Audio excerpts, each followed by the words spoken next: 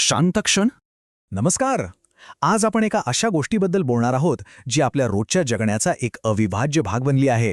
हो बरोबर, आपली स्क्रीन. खरं तर ही एक प्रकारे डिजिटल जगात पाहण्याची आपली खिडकीच आहे आणि आज आपण तिचीच कहाणी ऐकणार आहोत. कधी विचार केलाय का की आपल्या समोर असलेली ही चकचकीत स्क्रीन इतकी स्पष्ट आणि सुंदर कशी झाली? चला तर मग एकेकाळच्या त्या मोठ्या अवजड डब्यांपासून ते आजच्या या स्लिम हाय डेफिनिशन डिस्प्लेपर्यंतचा हा सगळा रोमांचक प्रवास एकदा बघूया. चला अगदी सुरुवातीपासून सुरुवात करूया एका सोप्या व्याख्येने. मॉनिटर म्हणजे काय? तर हे एक असे इलेक्ट्रॉनिक साधन आहे जे आपल्याला कम्प्युटरच्या आतली माहिती म्हणजे चित्र, अक्षरं, व्हिडिओ सगळं काही दाखवतं. ही डिजिटल जगातली आपली मुख्य खिडकी आहे असं म्हणायला हरकत नाही. पण गंमत म्हणजे ही खिडकी नेहमीच इतकी स्वच्छ आणि स्पष्ट नव्हती. तर आपली ही कहाणी सुरू होते त्या पहिल्या कम्प्युटर मॉनिटरपासून. एक असं तंत्रज्ञान जे त्या काळात खरंच क्रांतिकारी होतं, पण तितकंच अवजड आणि मोठंही होतं. हे बघा, हा आहे तो प्रसिद्ध कॅथोड रे ट्यूब किंवा थोडक्यात CRT मॉनिटर. जरा कल्पना करा, या मोठ्या डब्याच्या आत एक इलेक्ट्रॉन गन असायची आणि ही गन स्क्रीनच्या आतल्या बाजूला इलेक्ट्रॉनचा मारा करायची आणि जिथे जिथे हे इलेक्ट्रॉन्स आढळायचे तिथला फॉस्फरचा थर चमकायचा आणि त्यातूनच आपल्याला चित्र दिसायचं. कमाल आहे ना? या प्रवासाची सुरुवात झाली 1973 मध्ये झेरॉक्स ऑल्टो कॉम्प्युटरसोबत आलेल्या त्या पहिल्या मॉनिटरने. तेव्हा फक्त काळा आणि पांढरा रंग दिसायचा, पण मग तंत्रज्ञानाने वेग घेतला. 1977 मध्ये ॲपलने रंग आणले. मग 1987 मध्ये IBMने VGA मॉनिटर आणून रिझोल्यूशन वाढवलं आणि बघता बघता 80च्या दशकाच्या अखेरीस आपली स्क्रीन अधिक स्पष्ट आणि रंगीबेरंगी झाली होती. पण हे सगळं छान असलं तरी CRT तंत्रज्ञानासोबत काही मोठ्या समस्याही होत्या. म्हणजे ते खूप जड होते, डेस्कवरची सगळी जागा व्यापून टाकायचे आणि वीज पण भरपूर लागायची. साहजिकच ह्या सगळ्यामुळे एका नवीन चांगल्या उपायाची गरज भासू लागली होती. आणि मग आली एक क्रांती, एक अशी मोठी तांत्रिक झेप ज्याने अक्षरशः सगळं काही बदलून टाकलं आणि आजचं आधुनिक कम्प्युटिंग शक्य झालं. आणि तो उपाय होता फ्लॅट पॅनल डिस्प्ले. हा फरक बघा, फक्त आकारातला बदल नव्हता हा. याच शोधामुळे आपले डेस्कटॉप कम्प्युटर्स लहान झाले आणि महत्त्वाचं म्हणजे लॅपटॉप आणि स्मार्टफोनचं एक नवीन जग आपल्यासाठी खुलं झालं. आणि हे इतक्या वेगाने घडलं की 2000च्या दशकाच्या सुरुवातीलाच ही क्रांती जवळपास पूर्ण झाली होती. 2003 हे ते वर्ष होतं जेव्हा इतिहासात पहिल्यांदाच LCD मॉनिटर्सच्या विक्रीने CRT मॉनिटर्सना मागे टाकलं. बाजारात आता फक्त लिक्विड क्रिस्टल डिस्प्ले म्हणजेच LCD मॉनिटर्सचाच बोलबाला होता. तर CRTच्या तुलनेत LCD ही एक प्रचंड मोठी सुधारणा होती. याचा तंत्रज्ञान कसं काम करतं माहितीये? कल्पना करा की स्क्रीनच्या मागे एक लाईटचा सोर्स आहे आणि त्याच्या पुढे लाखो छोटे छोटे दरवाजे आहेत.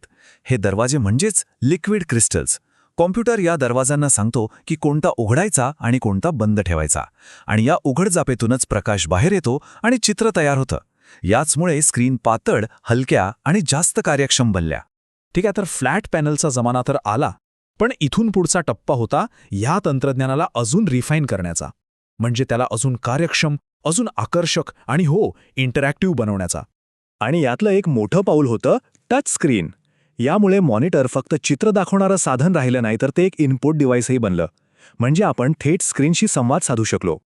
ऐकून आश्चर्य वाटेल, पण टचस्क्रीनची मूळ कल्पना खूप जुनी आहे, अगदी 1965 मधली. पण आपल्या सगळ्यांच्या हातात ती आली 2000च्या दशकात. आज जे कॅपॅसिटिव्ह तंत्रज्ञान वापरलं जातं ते तर खरंच कमाल आहे. सोप्या भाषेत सांगायचं तर आपल्या स्क्रीनवर विजेचा एक सूक्ष्म थर असतो आणि जेव्हा आपलं बोट त्याला स्पर्श करतं तेव्हा त्या विजेच्या प्रवाहात एक छोटासा बदल होतो आणि याच बदलावरून स्क्रीनला अगदी अचूकपणे कळतं की नेमका स्पर्श कुठे झाला आहे. टचस्क्रीननंतर पुढचा टप्पा होता LED मॉनिटरचा. आता गंमत अशी आहे की हा काही पूर्णपणे नवीन प्रकारचा डिस्प्ले नव्हता. हा खरं तर LCDचाच एक सुधारित प्रकार होता. फरक होता फक्त बॅकलाइटिंगमध्ये, म्हणजे स्क्रीनला मागून प्रकाश देण्याच्या पद्धतीत. इथे हा फरक अगदी स्पष्ट दिसतोय. जुने LCD मॉनिटर्स फ्लोरोसेंट लॅम्प्स वापरायचे, तर LED मॉनिटर्समध्ये छोटे छोटे लाईट एमिटिंग डायोड्स म्हणजे LEDs असतात. यामुळे विजेचा वापर कमी होतो, पण खरा फरक दिसतो तो कॉन्ट्रास्ट रेशिओमध्ये. सोप्या शब्दात LEDमुळे काळा रंग अजून गडद आणि पांढरा रंग अजून तेजस्वी दिसतो, ज्यामुळे संपूर्ण चित्र एकदम जिवंत आणि आकर्षक वाटतं. आणि मग आली आजची सर्वात नवीन आणि मोठी उत्क्रांती, OLED म्हणजेच ऑर्गॅनिक लाईट एमिटिंग डायोड तंत्रज्ञान.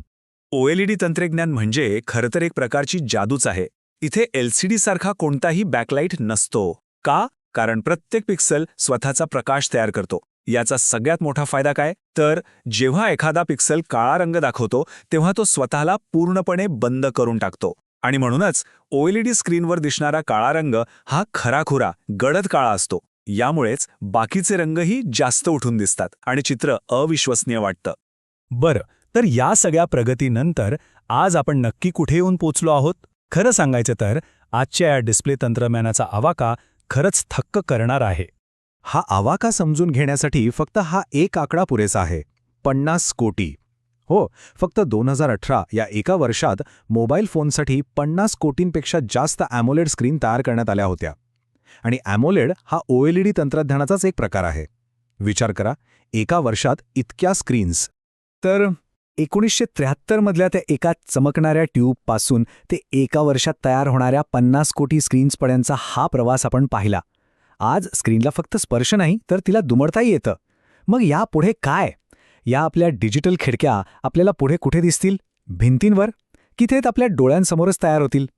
एक गोष्ट नक्की आहे, या नवनवीन शोधांचा प्रवास अजून संपलेला नाहीये.